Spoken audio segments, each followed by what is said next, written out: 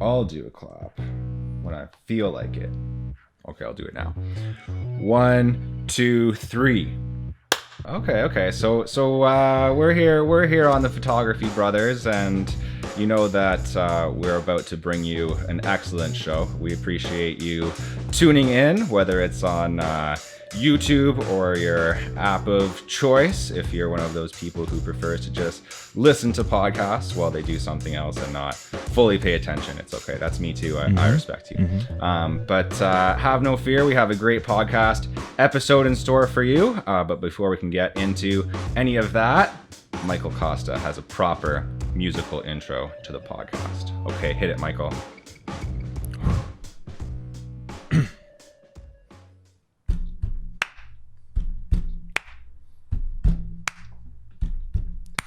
We are the Photo Bros, bringing you topics and news.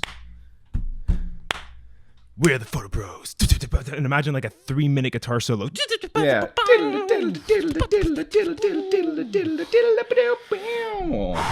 That's sick, dude. I was actually watching Bill and Ted, the new one, Face the Music. Okay. It just came on Netflix last night, and it was pretty good, man.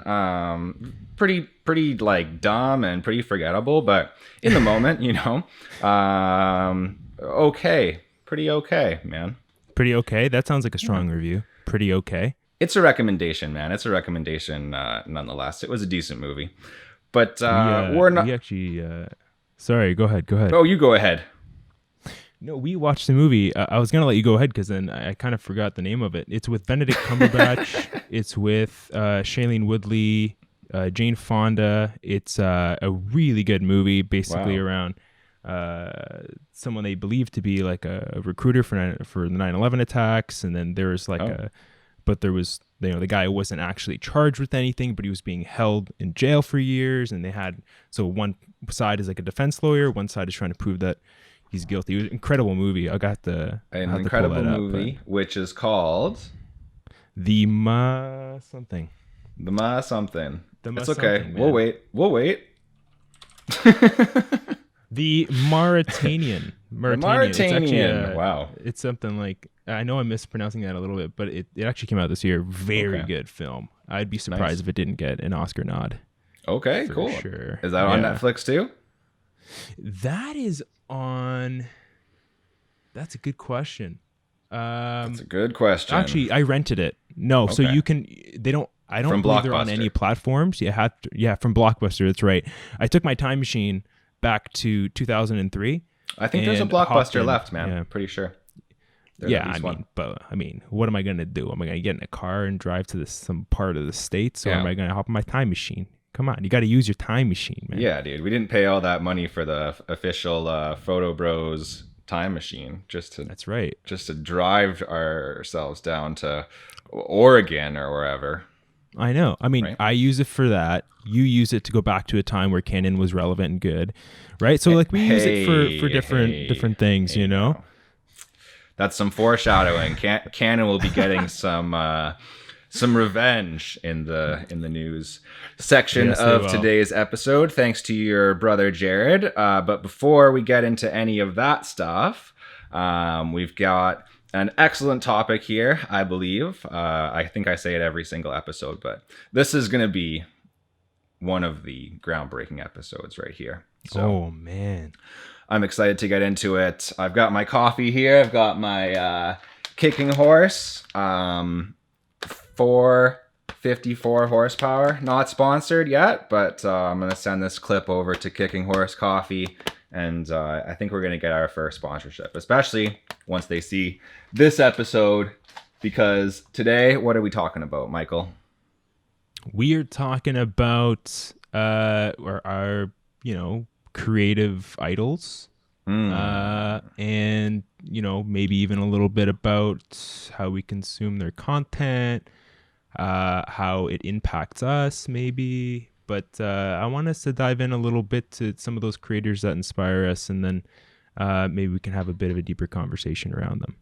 How do you think about that? What do you think about that? Buddy, I love the idea. This is a great idea, I think, for a podcast. And I really like these episodes where we kind of talk about our personal experience with something like we did with the resources episode, but also share quite a few places where people can go in, watch more of these videos and kind of educate themselves and experience some great content, and maybe understand a little bit more about your brothers and kind of where they came from, how we got to the point now where we're doing this weekly podcast on top of everything else that we're doing in business and in life and all of that. So this will be a little peek behind the curtain, so to speak, of the creators that inspired me and Michael to become the podcasters, the creators, the artists that we are today. So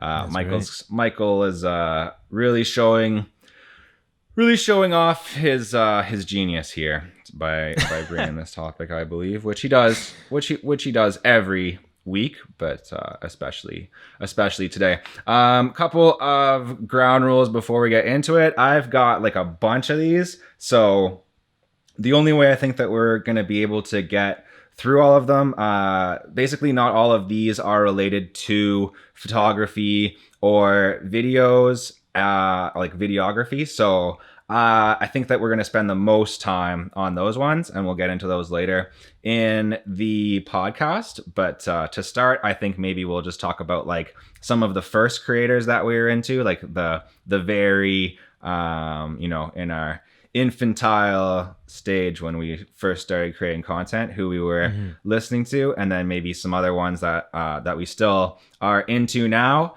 but maybe not super related to like our career in photography, and then talk some more like photography, videography related channels, and really spend most of the time, I'll say the bulk of the time on that, seeing as we are, after all, what type of podcast, Michael? Woodwork. A woodworking and whale biology podcast, and that's what everybody is here for. Right. No, Michael. Photography. You silly boy. We're talking about photography. Do you want to go first, buddy? Yeah. So. Oh wait, hang on. Sorry. False start. Another thing.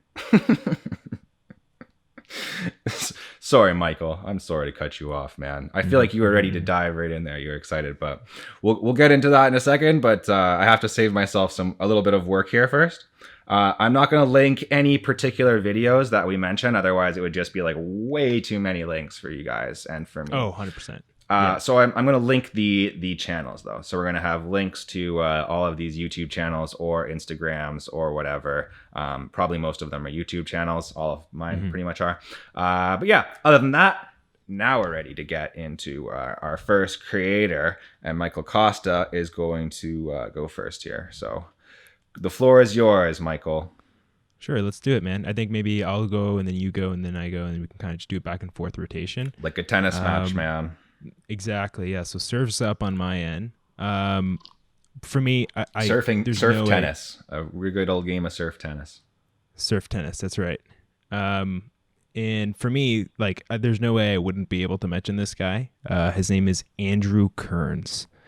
Andrew is a lifestyle photographer based out of who knows now. Like, this guy has really been traveling and across the states, across different parts, and he was ultimately the creator that got me back into, or not got me back into, but got me really excited about photography again. I talk about the story of how it was exciting and I found community through photography when I was uninspired, but there was also a combination of that in the creators that I was leaning on to really, begin educating myself again, begin inspiring myself through other, idols and stuff like that. And so for me, Andrew Kearns, there was something about his work that was just so real. Unfortunately, he hasn't been making content for a little while now. He still posts on Instagram, so you can definitely catch him on there, and his work definitely does speak a lot to kind of what I'm kind of saying here. It's very natural. It feels very in the moment. It's got that nostalgic almost feel to every image. And his vlog style is there's something about that vlog style, that very run and gun, almost not rough, but almost raw, like just very simple, typewriter, white text at the bottom, little jokes, cheeky stuff like that, weird camera angles, but really just focusing on the feeling and the experience. And then obviously him highlighting the images that he has, a lot of these are hikes, travel experiences that he goes on. And I fell in love with it. He had, and I know you're not going to link all the videos, but you'll be able you can to mention find it some on his in channel. particular. YouTube is a really good search engine, so it is actually, yeah. It's owned by Google, so yeah, one of the best. Exactly. Other than Bing or Ask Jeeves, it's one of the top ones anyway. That's right. Don't forget Yahoo. I'm pretty sure Yahoo's still I never around. do, man. I still use my Yahoo email address. Hit me up. Jerbear prickly pear at yahoo.ca. Beautiful. All right. Noted. I will spam you. And also potentially add you to our email list, which we will talk about a little bit later. But ultimately, if you're looking for somebody who creates content, it seems casual, but there is a lot of love and heart put into it in ensuring that, the vibe of that day is really captured, and it's very inspiring. It's very, you hear the word documenting a lot in content creation. Andrew Kearns, to me, at least till now, obviously seeing a lot of different creators, has done it best in making it feel like you're just along for the ride and not making it seem overly produced. And there's a place for that, but there was something very unique and special about what he does, and I wanted to highlight that. And the content that I did want to give a shout out to, if you guys were interested, check out his Iceland vlogs. That stuff, he went with a good friend of his, which was a model. They rented a truck, an SUV, and they just slept in it, drove around in it, and just documented, took beautiful photos, beautiful video clips, and by the end of it, it's very rewarding. So check out Andrew Kearns, check out the Iceland vlogs, and yeah, man. You better. The man froze his ass off for you people. Yeah, actually, some days. Yeah. If I went to Iceland to do a vlog and it got like 30 views, I would be upset. I'd be really upset. I know, right? All right. So Andrew Kearns, right? Andrew Kearns, yep. Andrew Kearns. Check him out on YouTube. Check out his Iceland vlogs. The first creator that I want to highlight here, I mean, he's got, I don't know, millions, probably 10 million freaking subscribers at this point. So he doesn't really need my help, but he is one of the creators who first inspired me to get into creating any type of content in the first place. He talks a lot about this in his videos, but Mr. Casey Neistat, right? So Ooh. He's maybe one of the kings of YouTube, right? I mean, most people who know YouTube content know Casey Neistat. My kind of personal relationship with him, I started watching his videos like maybe 3 or 4 years ago at this point, and the guy creates a lot of content, so you have a lot to catch up on if you get into Casey Neistat. But just the quality of his videos, his filmmaking background, the fact that he puts so much personality into everything that he does, like his videos really have their own style, and kind of, the DIY sort of attitude that he has. He clearly has a whole bunch of money to put into his videos as well, but you know what? There's a lot of people who are pretty rich and they don't create anything as awesome as Casey. I actually had the chance to meet him. So Sydney's going to put that photo right up here of me and Casey. Kind of a funny story. I was actually bartending at an event and went backstage and shot a photo with him, which was pretty sweet. He knew exactly what I was there for. He was like, "You want a selfie with me, don't you?" I was like, "Yes, yes, I do, Casey. Grab the skateboard, bud. Let's go." And I actually told him about how I broke my collarbone. skating, and he said that I need to get back into skateboarding and stuff, which I didn't really want to do at the time. I was like, okay, man, sure, because the pain was pretty fresh. But these days I'm back into skateboarding and stuff. It's a very fun way to get around, very liberating. Bikes are good too, but skateboards are good. Some of the best videos from Casey. There's a very, very famous video, again, millions of views, maybe like hundreds of millions. Snowboarding with the NYPD. Yeah. That video is sick, man. Like, they put it was a crazy snowy day, and they put so much work into that. And that actually inspired a really dumb video that I did with my friend Ian. One of my very first, if not my first, YouTube video that I ever uploaded is called Snowboarding in Toronto. And me and my friend Ian tried to go snowboarding even though there wasn't any snow. It was like, I don't know, like October or something. So anyways, if you want to watch me kind of hurt myself and make an ass of myself, you can go check out that video.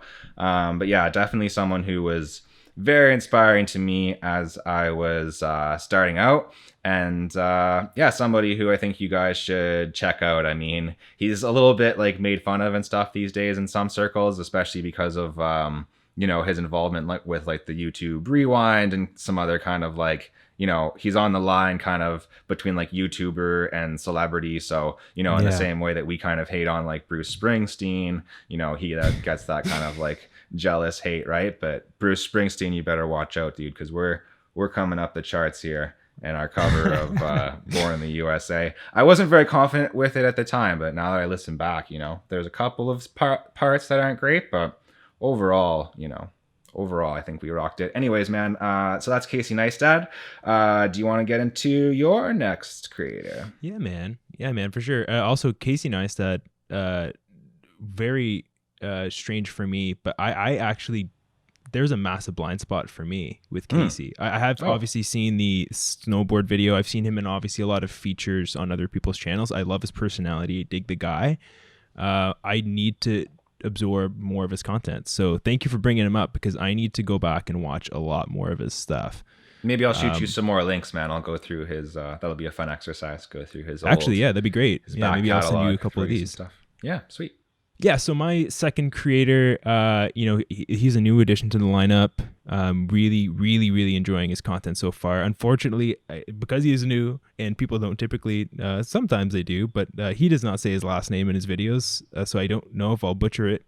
So going forward, I'll refer to it as Danny G, but nice. We'll give it a whack just to give it an old-fashioned try here. Danny Givertz. He is, of course, another content creator. Obviously has, Instagram, all those platforms. He is a bit more of a filmmaker, although in a lot of his content, he is attempting to do different things with photography, trying astrophotography, stuff like that. Wow. He's very free. He comes across as a very free soul. A lot of his content, actually, funny enough, I've fallen in love with, because it feels like the transition from Andrew Kearns. Like I mentioned before, Andrew hasn't been making content for a while.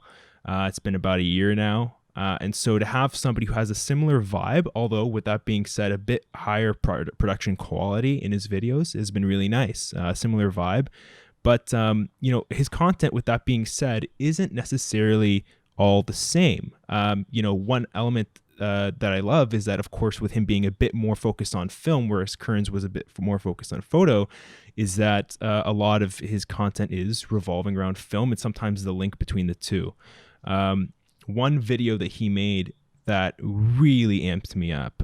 So he made a video where he wanted to recreate his favorite ending scene to a film. And for me, it was a film that I love. I am in love with this film, and the ending scene is very symbolic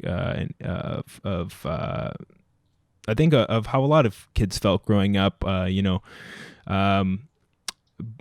can't really go into it without spoiling, but anyways, very powerful scene, very powerful movie, and I was already watching a couple of his videos when I saw this video come up, and so I was like, oh my god, this kind of put me over the top. But yeah, he recreated the ending scene to Perks of Being a Wallflower. And he just got him and his buddies. They live in Philadelphia, I guess. So they have the tunnel there.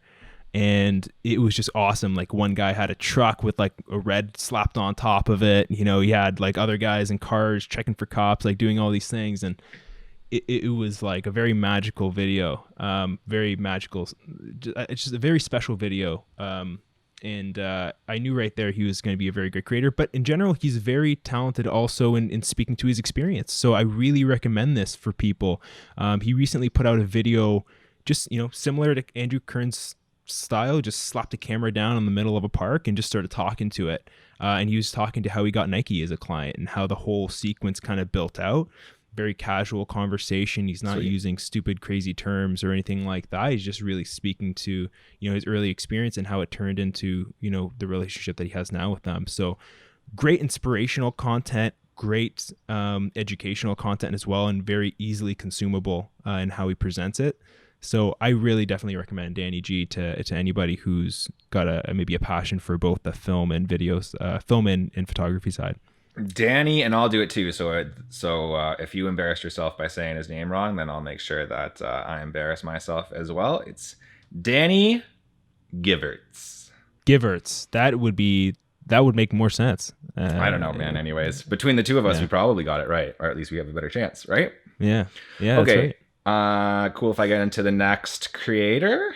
Yes, please. Okay, awesome. So far I lied because all of Michael's have been actually related to the field of photography and videography, and mine are going to not be. I guess Michael's just more committed with his content, and I just screw around. But anyways, I want to talk about since we're talking about kind of the channels that inspired us from the beginning. Still at this stage of it, I guess I want to talk a little bit about another pretty famous channel that doesn't need my help, Red Letter Media. Have you ever heard of these movie reviewers, Michael? Red Letter Media? I don't think so. No. Oh, one of the best, man. Mike and Jay, that's the two main guys on it. There's some other guys. Rich Evans, he's on there too. They have made some films, hilarious, like very bad films. But they're very famous for doing movie reviews on YouTube. They review like lots of new movies as they come up. I like literally right before we started recording here, I just watched their review of the new Godzilla King Kong movie.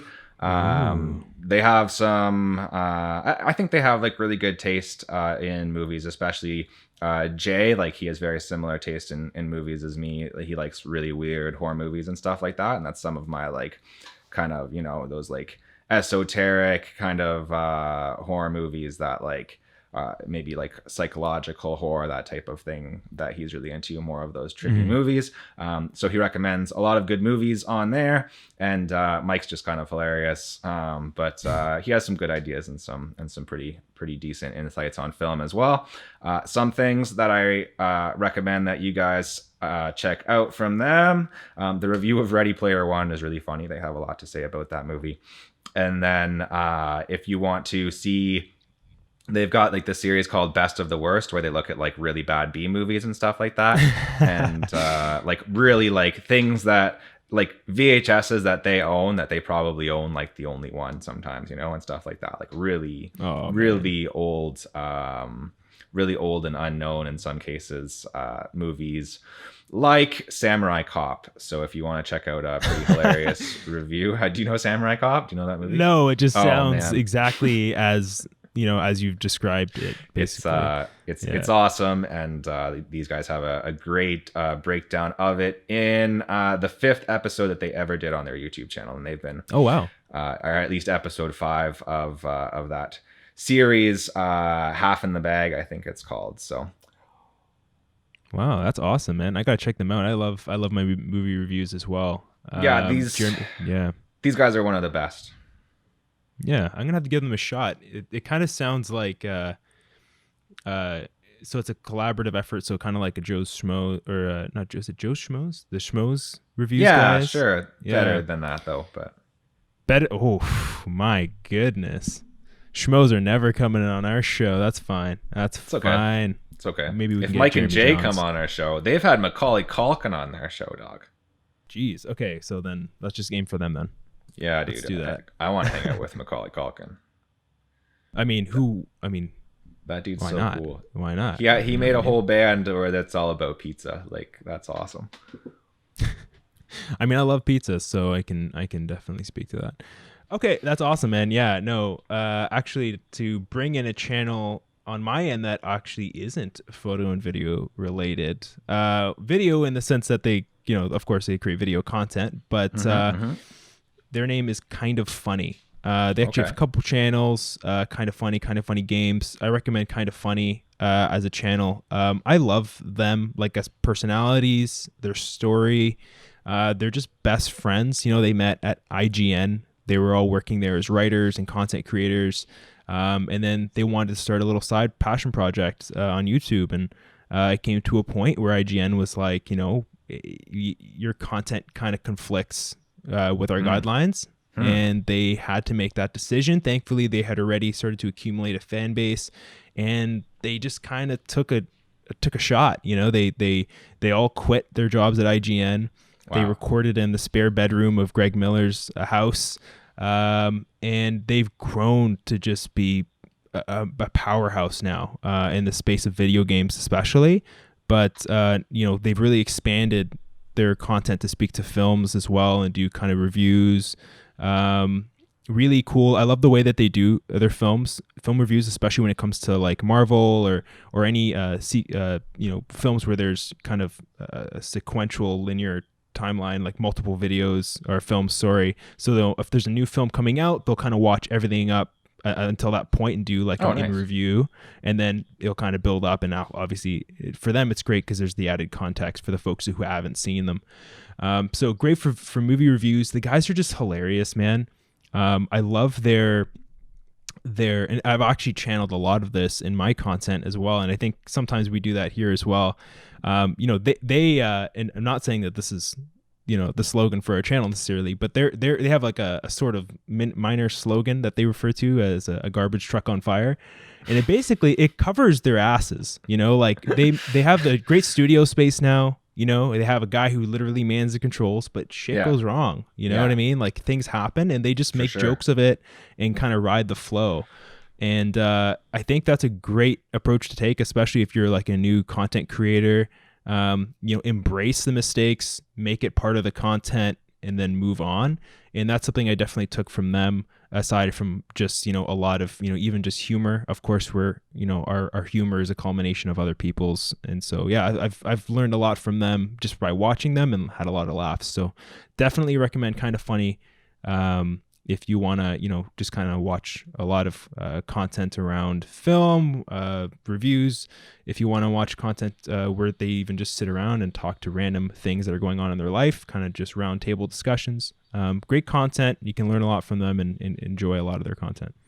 Nice, dude. That's a really cool story too. How they kind of were doing the more corporate thing, and then kind of decide to strike out on their own, and they've had a good amount of success. And that sounds like good content too, man, and something that I would be into. And actually reminds me a little bit of one of my favorite channels, and they come up a lot on here, right? Probably the channel that I bring up the most. My Peter McKinnon, as Michael, which I'm completely shocked that he hasn't brought up Peter McKinnon yet. But Michael, well, yeah, I think he's kind of like we should highlight him. Yeah. Like he is a good resource to highlight. It was just like I figured you were gonna bring him up, or if it came down to it, I actually have him here on my list. Wow. But it was I wanted to diversify. You know what I mean? Everybody knows. I have him on my list. Yeah. Everybody knows about our love for Peter McKinnon, and 100%. Everybody probably already knows about my love for the Corridor Crew. That's right. Which is one of my favorite YouTube channels. I won't spend a whole bunch of time because, as we just said, I've mentioned it here before, but I highly recommend that you check these guys out. I think it goes really well right after Kind of Funny. That's the one that you mentioned, right, Michael? Yeah. Yeah, I think it goes really well as a pairing with that, as a channel where you just kind of sit down there to like laugh and stuff, but then you actually end up learning a bunch of things. Like that's definitely true with Corridor. They like they're VFX artists, and they like break down how VFX are done and how to make things look, better or a little bit more real, I guess. How to like color grade and how to do VFX, how to create models and stuff like that. I don't really do that type of work myself. Like I'm definitely not a VFX artist. I'm a videographer, I'm a photographer, I'm a podcaster, but I've definitely learned some techniques just by watching their videos and kind of even just taking in how they create, right? Like looking at like the structure and the rubric of the type of videos. They always are exactly the same length and kind of broken down into the same types of content and whatnot. So definitely they've been an inspiration for me. I've probably ripped them off more than a few times, but anyways, but some of their best videos, they have a whole series called VFX Artist React, which is really fun, where they kind of break down how VFX are done and even like some practical effects and stuff like that. And some of the best stuff that they do is or some of the stuff that I like the most anyways, is when they look at like movies from other parts of the world. Like they'll look at like Russian cinema or the Bollywood ones are hilarious, man. I don't know if you know very much about like Bollywood, but it's nuts, completely nuts. Some of the stuff that they do in those movies, like just hilarious. So check that out. Other than that series, VFX Artists React, some other things that I definitely recommend. Some of the craziest effects that they've ever done that are actually mind-blowing. This video called New Robot Makes Soldiers Obsolete. It's like amazing effects that look so real. And then they have like another really funny kind of deep fake video. They're demonstrating the capabilities of like deep fake technology, and they made a video where Keanu Reeves is in a convenience store and saves people. It's hilarious. So I definitely recommend that you check out the Corridor channel and Corridor Crew as well. Two great channels. Corridor, they branched off from Rocket Jump, right? They used to be part of Freddy's stuff, and then they went off and did their own thing. Very good. So Freddy branched off from them. Oh, yeah. Okay. Yeah. So kind of the way that went down is that they were all, as far as I know anyways, maybe I'll be wrong. Freddy's going to write in. He's going to tell us that we got it wrong. Yeah, of course. Like always. Yeah, he's going to say that he gave birth to Sam and Nico. I summoned them from the VFX realms. I don't know. Freddie Wong is kind of a weird dude, but I love him. But my understanding of the situation is that they were all kind of VFX interested people in LA, and that they all rented a big studio together in order to have the space, and then they kind of like lived in there and whatnot, right? And that was kind of the beginning of Corridor, but also of Rocket Jump. So I see. Anyways. Okay. You got another creator? Yeah, man. Nice. I am going to... who should I give it to? Looking down my list here, like Jared, I got a bunch of folks here. I'm gonna highlight. We over prepped. We over prepped for this. That's right. This could literally be the whole show if we wanted it to be. Could be. Yeah, no, I think I'm going to highlight a local. I think the last two I'm going to highlight are going to be local, so I'll be really quick on them. Nice. Probably Chris Howe is a great resource for people. He has a lot of his content is structured around taking your photography business to the next level. Cool. A lot of the channels that we've talked to that are in relation to filmmaking and photography are very more honed in on here are the tips and tricks, or here's some inspirational stuff. And I know he's done some stuff, of course, as he visited the Azores and some of those other places. He's done some travel stuff, but a lot of business focused content to help you take it to the next level. So definitely recommend Chris Howe, local guy as well. Amazing, man. Yeah, that's I'm glad that you brought that one up, because that's been a bit of a blind spot. I've actually got another one here that's a little bit more business related as well, so that's good. Okay. We are going to spotlight the man, the silver fox. The silver fox. And I'd like to say friend of the podcast as well. I've been on his podcast. We're a podcast family. He's in the podcast family, definitely. That's right. This mysterious person who I'm going to get into in a second here. Michael's been on his podcast. I've been on his podcast. He's been on Michael's podcast. He's been on my podcast. We've all been in each other's. I've been on Michael's podcast. Okay. Me and Michael have a podcast. But we've never all three been on the same podcast. No, oddly enough, we never have been. But maybe one day we'll if we have this man, this mysterious figure, this fox, silver fox, this silver fox on as a guest on the Photography Brothers, then that will be truly legendary. That'll be the trifecta, the triangle of 100%. Trust. Yeah. But anyways, I'm talking, of course, if you haven't guessed, about Jamie Iria. So that's right. This guy's awesome. He's been in the creative field for over 20 years. A man who has personally and through his content really educated me, really helped me in my business. And he's been doing it for a long time in terms of content creating and stuff like that. He's had a long-running podcast, the Creative Spin Podcast. 100% recommend that you guys check that one out. And lately, on his YouTube channel, the Jamie Iria channel, if you guys want to search that, I will link the channel down below here. He's been doing some live streams with his wife, who I have no idea what her name is, unfortunately. Hopefully Michael does. Anna. Michael Anna's coming awesome. through on the podcast with the name Anna. Well done, buddy. Well done. I always know I can rely on you, Michael. Never let me down, buddy.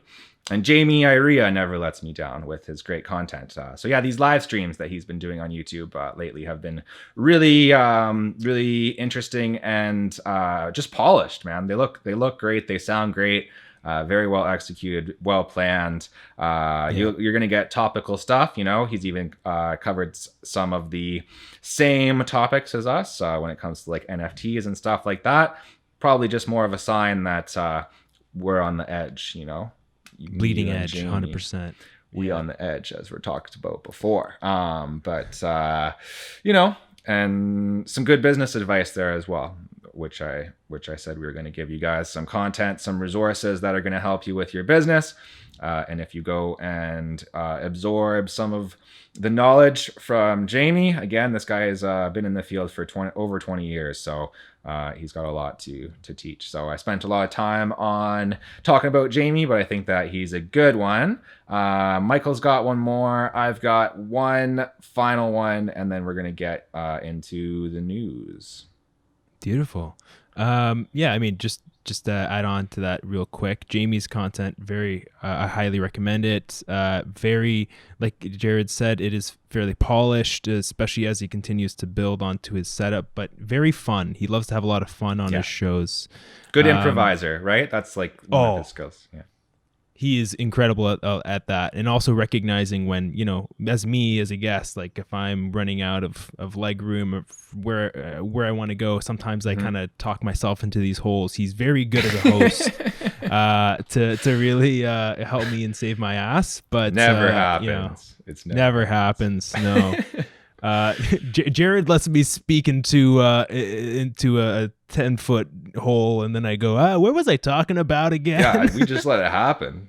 We just let it happen. It's the content here, but no, generally, in general, definitely go check out his content. The last one I'm going to mention, I kind of have to do this. I got to mention, you may not have heard of this guy, the Galaxy Channel. Definitely recommend. Definitely Michael. recommend his content. Wow. You look, as you know, as local creators, you know, on our way up, we're absorbing a lot of content. We're learning on the go. Jared has been in business for a little while as well, for sure. So, you know, a lot of that application knowledge that's coming through. A lot of great resourceful videos for people. A lot of it is general to photography and film, in video, but a lot of it also hones in specifically on you know real estate photography. You know, business tips surrounding that. Really good content that's really going to help you understand maybe some of the next steps to take on your business, ways to improve your content, and it's executed very well, and also great footage of his dog, which is very cute. You will find some dog on there. That's nice of you, man. I'm getting choked up. You're making me blush, you know, but I appreciate that, man. My next one is Michael Costa Music. Make sure that you check that out. You're going to get your reactions to K-pop. I don't know how it's going to help you with photography, but it might. And other than that, I want to talk about the my real last one here. The DSLR video shooter. You ever hear about this guy, buddy? I haven't. Of course not, because you're a mirrorless man. That's true. And that's true. Foolishly so, as we're about to talk about here in our news story. Finally, you know what? The DSLR people are getting their revenge, and the Canon people all at once, and it's going to be dope. But before we can get there, we're going to talk about Mr. DSLR video shooter. I have no idea what his real name is, but I've watched a lot of his videos. The thing that I really love about this channel, as opposed to other channels, Michael, you have expressed this to me many times before, so I know that you're going to agree with me here, that so much of the space of video creation tips and photography tips on YouTube, you just go and you'll find someone being like, spend $20,000. Like, you want to fix this issue? It's just going to be $20,000, right? Like, you're going to buy some strobe lights. You're going to get like C300, and you're going to be off to the races, right? But this guy doesn't really work like that. And what I really love about him is like the really creative solutions that he comes up with, and kind of more practical solutions where you can get some good effects and some good results, but also not buy the most expensive gear, you know, kind of use what you already have to create better videos. And I really admire that approach, because I hate when I'm having some type of like problem in photography and I go and look it up and it's just like, oh yeah, like buy all this stuff, right? And it's like, okay. So DSLR video shooter, he's gonna have some cheap and practical solutions for you to make your videos better. And one video that I highly recommend, I was actually checking it out a little bit before the podcast here, as obviously for this episode we were both a little bit over prepped. I had a little extra time. He's got a video about creating like a fake sunlight effect using mirrors, and it's incredibly interesting. So there's all of my creators. Michael, you got any more creators? I have, but it's just too many. It's just too many, man. It's too many. Yeah, what do we got here? We got like, oh boy, yeah, we're already at like 50 minutes. Yeah, we better get into the news story. We better transition, man. Let's do it.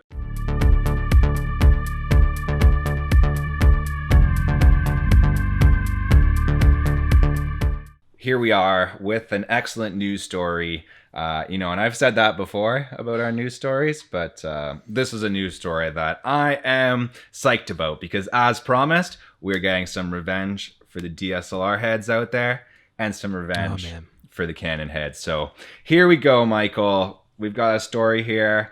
Michael's going to be just in tears, but sorry, buddy, because here's our story from F-Stoppers. They actually wrote this in here, which is crazy. Michael's precious Sony, right here in the title, is being sued for the A7iii shutter failures that cost photographers money. Costing photographers money, Michael. Can you believe it? Sony's in here. They're getting sued. So I'll tell you some of the details here. Photographer, New York-based photographer. He lives in Yonkers. Michael, where's Yonkers? Is that Yonkers? Brooklyn? Or nearby Brooklyn or something? I mean, I spent a total of 1 week in New York, and Yeah. I'd never, none of the subway stops were at Bonkers. So I'm Yonkers. not too sure. It's not called Bonkers. Yonkers. I I think don't know. it would have rung a bell. Anyways, All right? it's also a pretty good Tyler the Creator song. So Okay. So There you yeah. go. Anyways, John, and in true photographer brothers fashion, I have no idea how to say this guy's last name. John Guerrero. Well, that's pretty easy, actually. I mean, that's probably That's right pretty on. easy. Yeah. So the suit here is Guerrero versus Sony Electronics Inc. And this is in New York court. That Sony is being sued here, and this is a class action lawsuit on behalf of all of the photographers in New York who purchased the A7 III. So that's the in this class action lawsuit, that's the class who's been hurt here, hurt by the fraud and greed of Sony, trying to peddle these mirrorless cameras, saying that making outrageous fraudulent claims, Michael, saying that the Sony A7 III is the vanguard of mirrorless cameras, the future of the camera industry, Michael, the most accessible full frame mirrorless camera on the market. And guess what? The shutter's been failing, and it's been costing photographers money. And this is kind of the issue here. And as John Guerrero writes in the lawsuit, that Sony here has known for a long time, right, about these problems, and this is a serious issue here, man. This is costing photographers money. So, what do you think about all this, buddy? As a Sony fan, as Sonia comes in here, says what's up on the podcast. She's got her sunglasses on. That's adorable, man. Yeah, Jeez. Man. What do you think? What do you think about all that? Yeah, I mean, it hurts a little bit. With that being said, I mean, the A7 III, the functionality that it has, I mean, it is incredibly impressive, and it is now the new benchmark. What I will say is, okay, this will be my only biased thing I'll say here, okay, and not really biased. It's just it's an honest viewpoint. When you're trying to take that next step in innovation, it often occurs where the first variant of that is going to have issues. Okay. So, you talk about, the first VR headset through Sony or through whoever, there are changes, iterations. You have to, support it through purchases, pay, vote with your money. And then as you kind of go on, you see improvements, and that's not an issue anymore. I think this is a pretty big issue. Unfortunately, I think, it's a camera. You can't have this happen. I mean, just looking through, obviously the article, obviously the documentation that you forwarded over to me as well, Jared.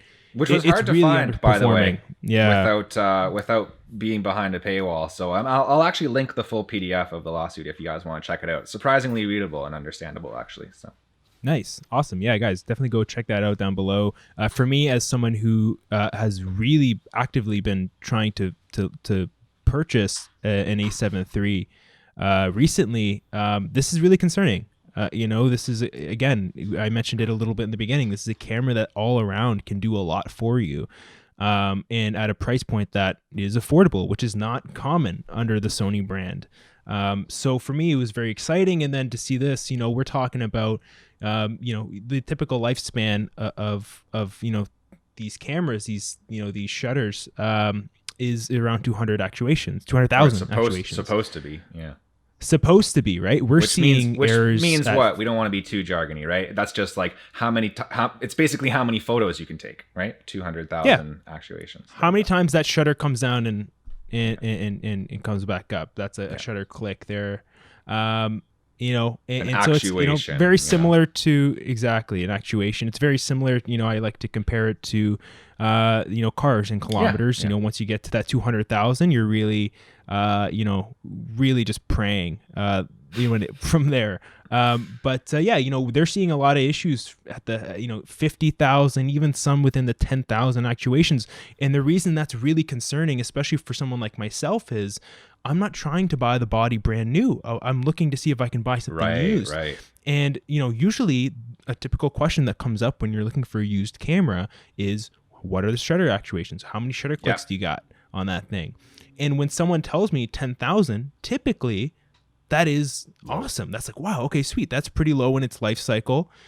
But with the A7 III under a used body, it's kind of concerning because it doesn't really say much. You don't know if this guy's really trying to screw you over. Maybe he's starting to run into issues. Some of the early signs that I'm sure we'll talk about with some of the sounds, or maybe you're coming through. And I think if this gets a bit more light, it's really going to hurt the used market for this camera. Yeah, totally, man. And the other, you did a good job highlighting there, just breaking down the facts here, the actuations and what's going on. The other thing with this camera, right, is to really understand this, you have to understand the price of this camera. So it's a mirrorless, full frame camera.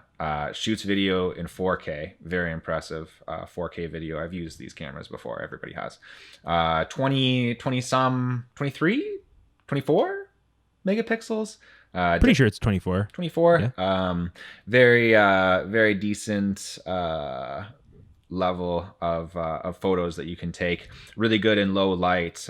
You've got that full frame mount and stuff like that. So yeah, it's a good camera. It's going to cost you about 2,000 USD or like 2.5K if you're buying a new one here in Canada. So pretty expensive, right? The camera that I'm shooting this on right now, my 6D Mark II, doesn't shoot in 4K, but it actually has a better sensor, more megapixels, takes better photos, hypothetically in that case. And this only cost me like $1,400, right? And bought it brand new on sale. So you're forking out quite a bit of extra cash here to have your shutter failing, and that's what's going on, is like the shutter is getting stuck or getting kind of messed up. And the other thing is that people are experiencing like turning on their camera and you're getting that error that says like turn camera on and off and back on. Personally, dude, if I spent 2.5 thousand on a camera and then I brought it home and I got that error and I'm like sending it in, I'm looking at a repair of like 500 to 650 is what it says in the lawsuit. That's US dollars. So that's like almost like, that's like $1 million Canadian. No, it's like, I don't know, maybe 800 almost, whatever, bucks Canadian, right? That's a lot of money to be spending on repairs after you just spent a lot on the camera itself. And as you were saying, man, like this is the type of thing that can really tank the prospects of a camera system, or at least like kind of dominate the conversation, right? Like we all remember when the R5 and R6 came out, and there are so many people talking about like the overheating issues and everything, whether that's actually a huge issue. Not a lot of people are really experiencing it, and it turns out that like a firmware update kind of solves the problem. But a lot of the talk and a lot of the press and the conversation around what should have been people saying like, wow, this camera, the performance is nuts, right? I can shoot in 4K so clearly, and I can shoot all these extra frames and this stuff. But most people were just like if I saw someone with one, I was like, yo, did it overheat or whatever? Just kind of like takes up a lot of the air in the room. The other thing that I wanted to definitely note here as well, because this might confuse people, like Sony is not an American company, right? They're like a Japanese company, so how could they be sued in US court? Seems here that they have like a corporate office in San Diego, California, and that's good enough. They can sue them because of that like subsidiary in the United States. So just so you guys know that. What else is this kind of making you think about, buddy? Well, first of all, I want to highlight, if you are somebody who has the A7 III, which odds are very high, it was a very well-selling camera. Really pay attention to the sounds it's making. When you got it out of box versus, a few months down the line, especially if you're actively shooting, even during this pandemic, if you are, God bless you. Really, if you're starting to hear something happen, I mean, I think a good rule of thumb is as early as you can catch something, the better. So definitely pay attention to that. But yeah, man, ultimately, you know, you kind of referenced a lot of it, but I mean, very powerful camera. It was very exciting for a lot of content creators, people who wanted to pick up an affordable, very capable camera. You referenced a lot of it. Also, 5-axis stabilization. Obviously, they improved the battery. No joke, man. No joke. This is the camera that made like 4K full frame accessible. Like, that is true. 100%. 100%. I mean, a lot of 4K functionality was found in other cameras, but they were at crop. So you're getting your Lumix 4K, and whatnot, right? Yeah. Incredible in-body stabilization, great autofocus system, which you really come to expect from Sony, but even further improved. Again, that battery life that people speak to a lot, and on the previous iterations, I experienced this with the A7 II. I've already swapped out my battery twice here. Wow. You know, it's been improved, new battery system, much better, longer life. But at the end of the day, you know, contrary to what I said in the beginning, you can promise all of these things, but the thing has to work. It still needs to work at the end of the day. It's beautiful if you want to try and squeeze all these things in, but if it's not possible, if you know you're rushing R&D, if you're doing something along those lines where you're not going to get all that functionality in and have a reliable device, especially for someone who's shooting, you know, shooting actively, very, you know, and they probably are with this camera, you know, you're at an event or you're shooting for a client in a thing, and then all of a sudden, boom, this thing doesn't work. It hurts the reliability of it. And unfortunately, when, you know, you look at a lot of these camera reviews, you look at this versus this camera versus this camera, this is going to be something that potentially we see a couple years down the line, maybe not immediately, but as this starts to bring on some more light on this case, that might be something that you see, you know, incredible functionality, can do this and this and that, but it might poop out on you within 10,000, not recommended on resale, through resale. So it's disappointing, man. Yeah.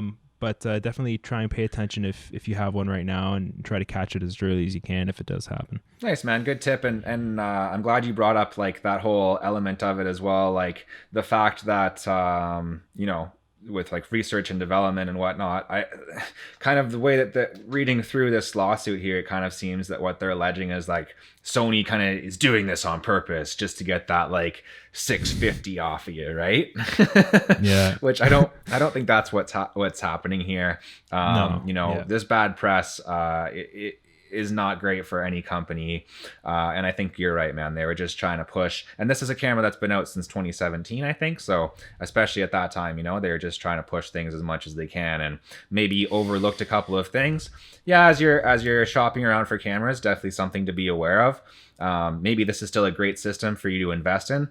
Just be careful, especially if you're buying used. Like, there's ways to check the number of actuations and things like that. Yep. And, you know, as you were saying, like listening closely when you're taking photos and stuff, making sure that everything's working the way it should be, just educating yourself. But the other thing is, you know, people talk about, you know, mirrorless is dead, or not mirrorless is dead. DSLRs are dead. Mirrorless is definitely not dead. No one's trying to say that. But people are saying, oh, you know, DSLR is dead. We're moving on to this new form of technology. But I don't know, man, for me, when I'm doing like my photography, especially if I'm out in the rain or in the snow or something like a bit more of a dodgier situation, I'll be taking the 6D Mark II to town, right? And I've had this thing out in the rain, like literally this camera that I'm shooting on right now, totally covered in rain, totally wet. And as you can see, it's still shooting fine.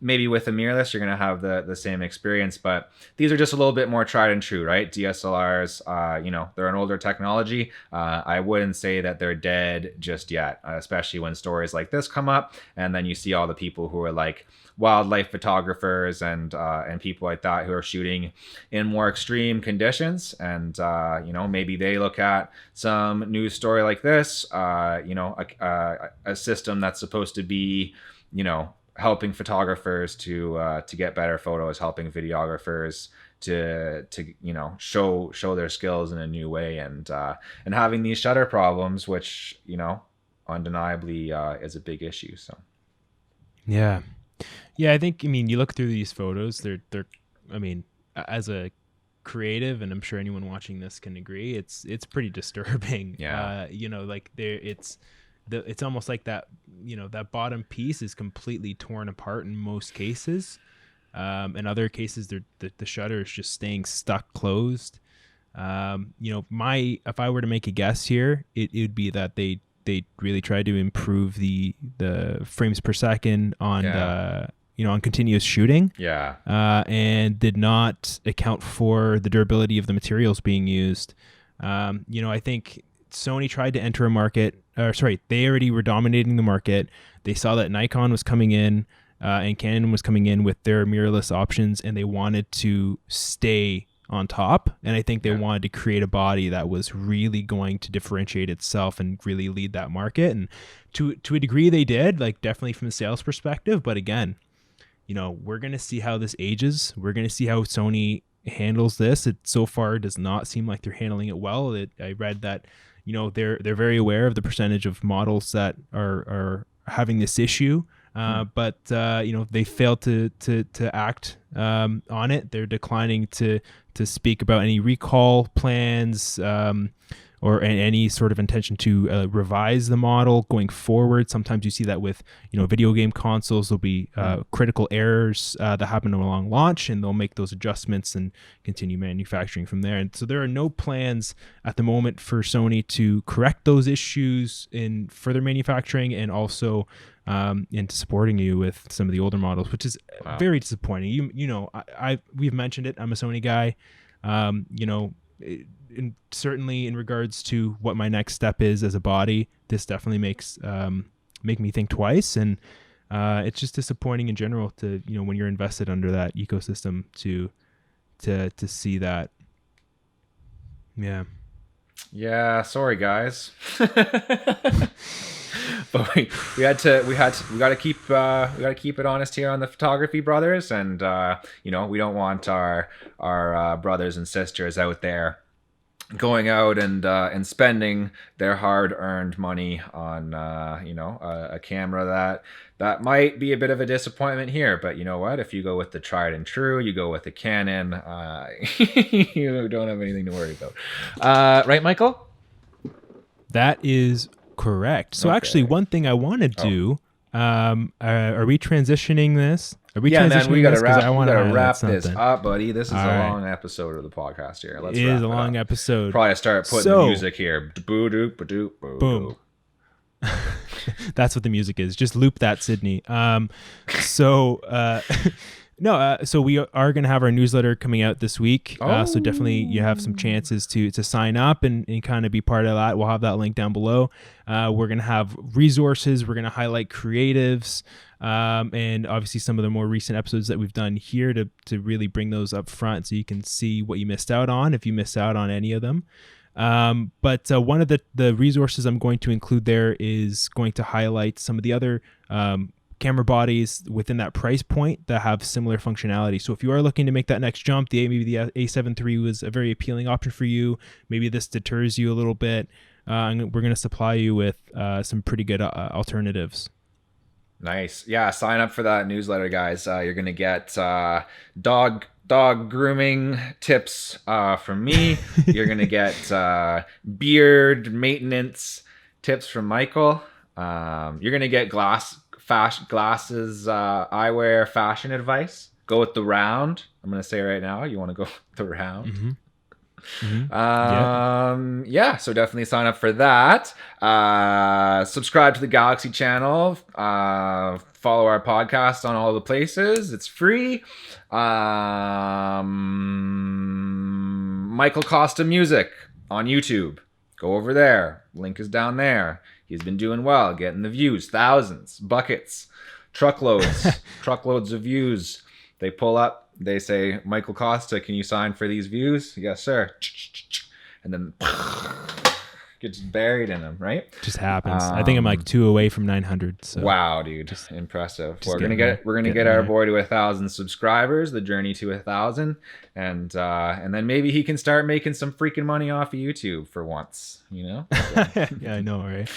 And another thing that we need to do, Michael, we need to thank people. Thank people. Thank people in general. And all of them. And also one in particular person named Sydney. We gotta thank Sydney for editing the podcast. And we're going to, well, we highlight a creator too, but I think that's all we did in this episode was highlight creators. So I think that we'll just get out of here if that's okay with you, Michael. 110%. Thank you guys for watching us, consuming our faces. That was a weird thing to say, but I'm sticking to it. Jared, thank you for being a great co-host. Thank you to everybody who basically stopped living around me so I could shoot this show for an hour. Just glad to do this. So look out for that newsletter and look out for more content coming out on the weekly. Yeah, right, Jared? We've got a great episode planned for you guys next week. I don't know what it'll be about, but I'm sure it'll be awesome. We'll see you then. Yep.